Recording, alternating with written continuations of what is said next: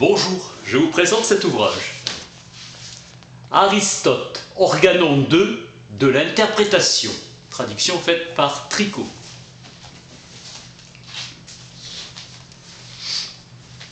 Organon, instrument.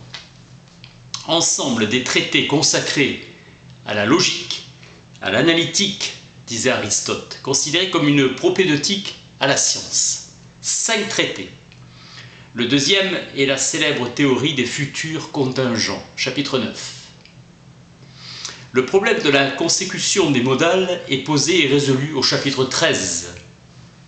La traduction écarte toute interprétation personnelle.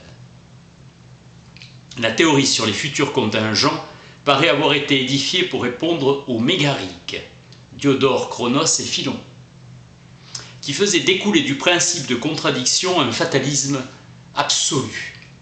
Aristote va montrer les absurdités et les impossibilités où l'on s'engage quand on admet que toute affirmation ou négation portant sur des futurs contingents est nécessairement vraie ou fausse. Si toute affirmation ou négation est vraie ou fausse, nécessairement aussi toute chose est ou n'est pas.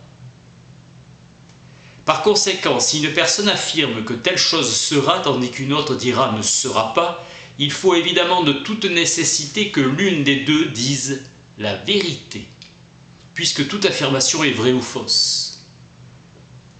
L'affirmation et la négation ne peuvent pas être vraies simultanément.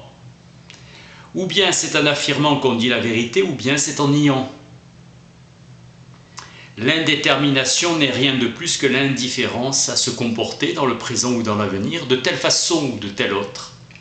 L'application de la règle de contradiction au futur contingent aboutit à la suppression de toute contingence dans le monde, ce qui est une absurdité. Distinction entre fortuna, hasard dans le domaine de la pratique humaine, et casus, spontanéité, hasard en général. L'affirmation et la négation correspondant avec la réalité, celui qui affirme ou qui nie, dit ce qui est. La voie est ainsi fermée à toute indétermination. La difficulté ne semble pas sérieuse. Le présent a été un futur dans le passé. Rien qui dans l'avenir puisse indifféremment être ou n'être pas, mais tout découle de la nécessité sans aucune indétermination. Sinon, un événement pourrait indifféremment se produire ou ne pas se produire. L'indétermination n'est rien de plus que l'indifférence à se comporter dans le présent ou dans l'avenir. Or, ce qui ne peut pas ne pas se produire est dans l'impossibilité de ne pas arriver, et arrive nécessairement. Il en résulte que tous les futurs se produisent nécessairement. Rien n'arrive d'une manière indéterminée ou par l'effet du hasard, car là où il y a hasard, il n'y a pas nécessité. On admet que d'un événement, on ne peut pas dire ni qu'il se réalisera, ni qu'il ne se réalisera pas le lendemain. L'indétermination elle-même disparaîtra. Il n'existe aucune indétermination dans le devenir, mais qu'au contraire, toutes choses sont et deviennent par l'effet de la nécessité. En vertu de ce raisonnement, il n'y aurait plus ni à délibérer ni à se donner de la peine dans la croyance que si nous accomplissons telle action, tel résultat suivra. Dans deux prédictions contraires, une des deux se réalisera et elle sera vraie à ce moment-là. Si les choses se comportaient de telle façon que l'une des propositions contradictoires fût conforme à la vérité, il était nécessaire qu'elle se réalisât. Et l'ensemble des événements s'est toujours déroulé de façon à arriver nécessairement, conséquence de la loi des contradictoires appliquée sans restriction. La réalité n'en est pas moins ce qu'elle est, car ce dont on a dit avec vérité ne peut manquer de se réaliser. L'expérience nous montre que les choses futures ont leur principe dans la libération et dans l'action. Les choses qui n'existent pas toujours en acte renferment la puissance d'être ou de n'être pas indifféremment. Ces choses-là peuvent aussi bien être que ne pas être et par suite arriver ou ne pas arriver. Ce n'est pas par l'effet de la nécessité que toutes les choses sont ou deviennent.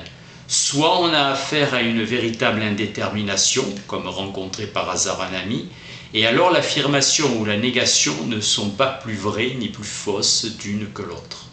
Soit la tendance dans une direction donnée est plus forte et plus constante, comme creuser la terre et trouver un trésor.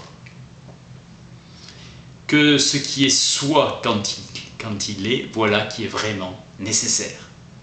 Les propositions sont vraies en tant qu'elles se conforment aux choses mêmes. Il faut que l'une des deux propositions contradictoires soit vraie et l'autre fausse, mais ce n'est pas forcément celle-ci plutôt que celle-là. En fait, c'est n'importe laquelle. Il n'est pas nécessaire que l'une soit vraie et l'autre fausse. Et cela parce que c'est l'événement lui-même qui est incertain, attendu qu'il peut se produire de telle ou telle façon. Chapitre 13, la consécution des modales. De la proposition, il est possible que cela soit. Il suit, il est contingent que cela soit. Le contingent et le possible sont équivalents. La seconde proposition se réduit à la première, la délibération, c'est-à-dire le libre arbitre et l'action libre. Des causes libres ne peuvent être des sources de nécessité.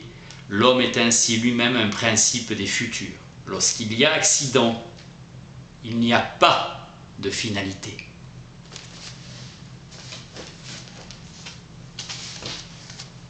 Aristote, Organon 2 de l'interprétation, traduction par Jules Tricot. Merci.